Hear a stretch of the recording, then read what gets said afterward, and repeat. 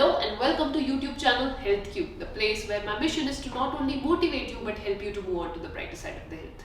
In today's video, let me share with you some of the important feeding positions that you as a parent can adopt to feed your child. Now, positioning plays a very crucial role when it comes to helping your children develop better movement patterns to become able to walk and do other functional activities. Positioning are the cornerstone. But most of the time, we compromise on positioning. Parents compromise on positioning itself.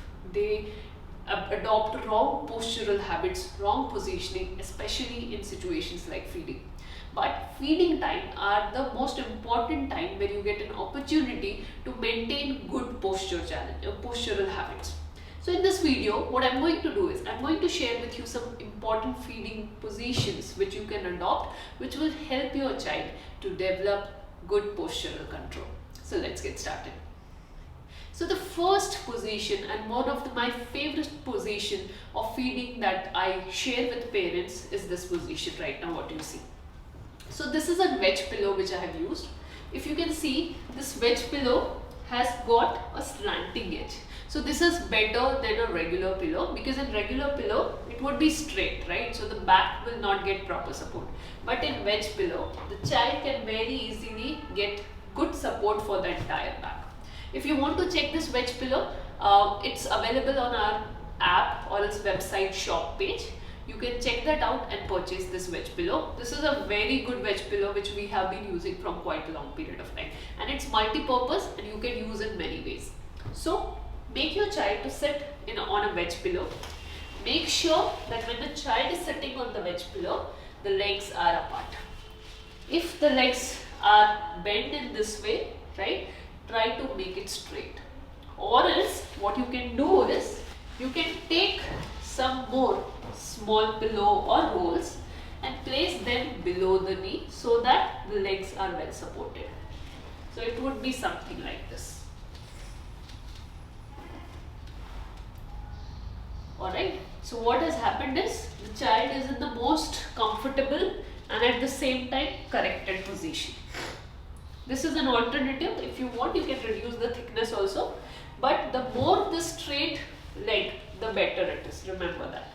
And to keep a gap between two legs, you can keep some bed sheet like this.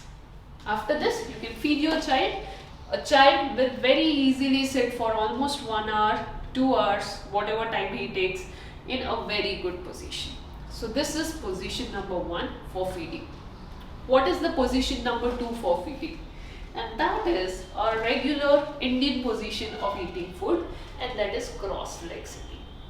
Now, cross-leg sitting is a very good way for children who suffer from scissoring gait or else who have the pattern of cross-leg sitting, right? Or who crosses their leg while standing. So, initially you might face little difficulty. Cross the leg, keep your hand like this. Make sure the wedge pillow is behind and then you can feed the child. This is a very good way to give proper stretching to the muscle. One thing to remember at this phase is don't forcefully fold the legs of the child. The child will become more and more tight. Slowly, gently, first calm down the muscles, relax the muscles, then gradually bring to the folding position like this. Okay, and then you feed the child. The child will enjoy his feeding position. What is the number 3 position for child to sit? And that is side sitting position. This is a very good way, especially for children who are suffering from spastic hemiplegia. Here, what you need to do, the affected side is the hand. Okay, so the child's leg would be folded like this and his hips or the buttocks would be supported in this way. Okay, and his hand will also be in this direction. You can keep a cloth or else maybe a table or else a stool on side where the child can keep his hand like this. And now you can feed the child. So the weight is falling on the hand, the weight is falling on the other hand, and child develops good feeding position. This is number 3. Moving to number 4 position, and that is a crawling position. Now crawling position could be tricky sometimes. I would not say that give this crawling position while the child is having proper meal, but if child is snacking at that time, it could be a good position. Or as if you are giving crawling practice to the child, at that time you can use this technique. So all you need to do is, you need to keep your leg like this, okay? Place the child in this crawling position, okay? And you can keep any snack in front of the child. It could be a popcorn, it could be a peanut, or it could be lotus seeds, whatever your child likes.